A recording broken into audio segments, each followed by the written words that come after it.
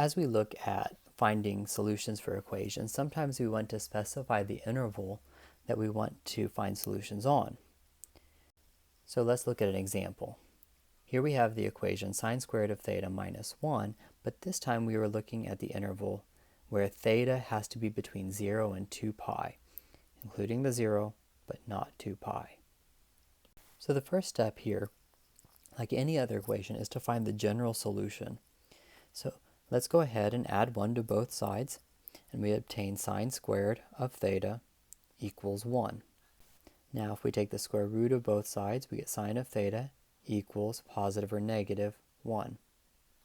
So this means that sine of theta equals 1, or sine of theta equals negative 1. For sine of theta equals 1, we're looking at a quadrantal angle.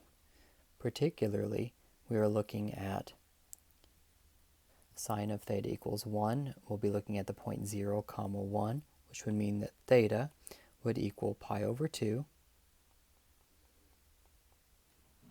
plus 2 pi k. If sine of theta equals negative 1, we're looking at theta equals 3 pi over 2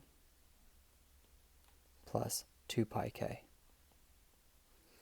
Now it might be clear at this point what your answers are in the interval 0 to 2 pi, but let's pretend for a moment that it is not so obvious. So let's look at our values for k, and then let's look at our options for theta. Theta equals pi over 2 plus 2 pi k, and theta equals 3 pi over 2 plus 2 pi k. And we can create a table.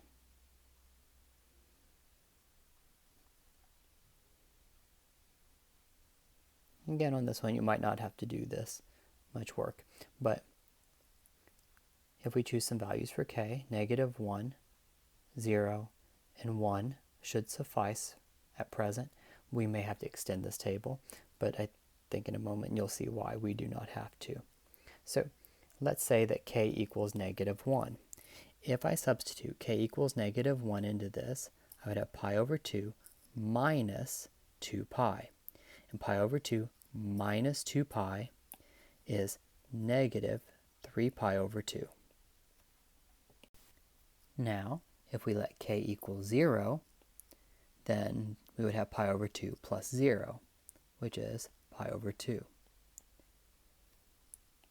Then if I take pi over 2 plus 2 pi times 1, k equals 1, then pi over 2 plus 2 pi would be 5 pi over 2. Now let's look at our next set of values for theta. Theta equals 3 pi over 2 plus 2 pi k. So if k equals negative 1, then we would have 3 pi over 2 minus 2 pi k. That will be negative pi over 2. Now if I let k equal 0, we have 3 pi over 2. And then if we let k equal 1, we have 3 pi over 2 plus 2 pi, and so we have 7 pi over 2. Now, why did we stop at these values? Negative 3 pi over 2 does not reside in the interval, nor does 5 pi over 2, nor negative pi over 2, nor 7 pi over 2. So our only solutions are pi over 2 and 3 pi over 2.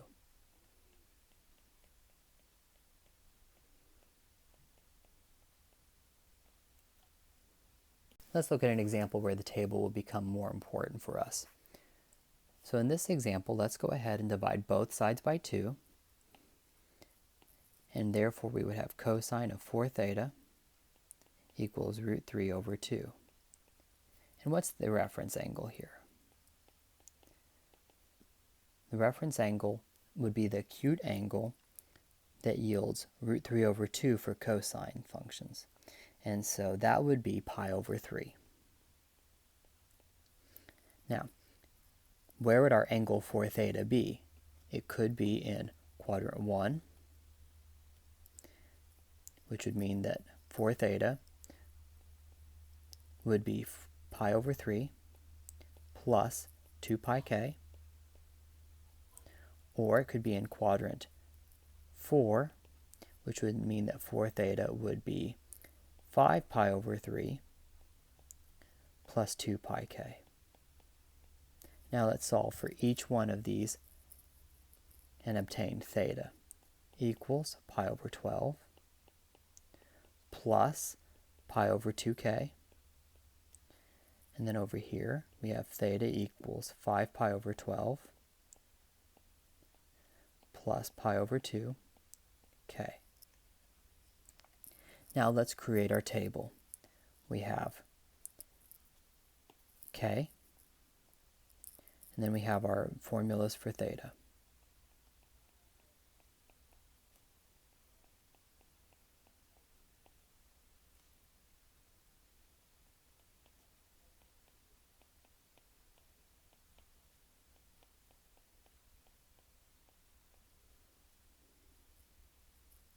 So let's let k equal negative 1, 0, 1, 2, 3, and 4.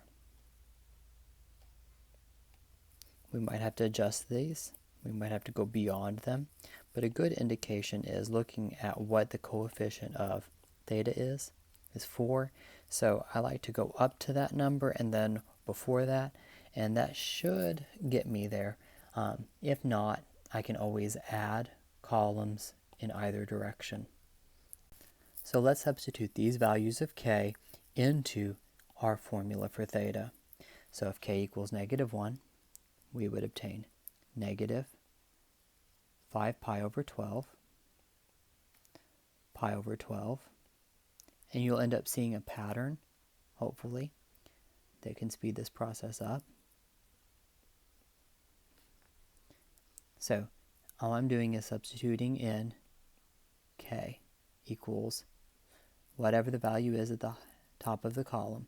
But then you'll notice as we go, negative 5 pi over 12, pi over 12, I'm adding, if I think of this as, instead of pi over 2, I have 6 pi over 12. That's the same thing as pi over 2. Then I'm adding 6 to the numerator every time. So 1 pi, 7 pi, 13 pi, all over 12. And then I would have 19 pi over 12, 25 pi over 12. And why can I stop here? We're looking at the interval from 0 to 2 pi.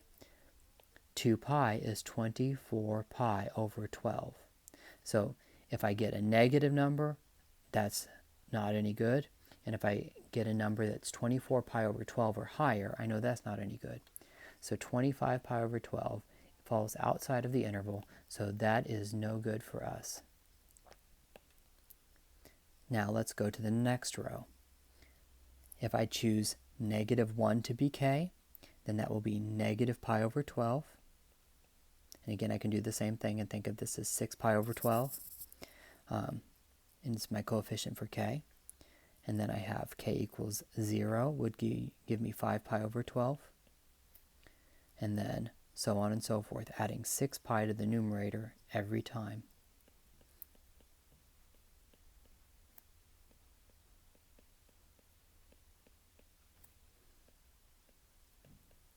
And you'll notice I'm really close to 2 pi at this point. 24 pi over 12 is just above this entry, so I should in my next entry fall outside of the interval, and I do.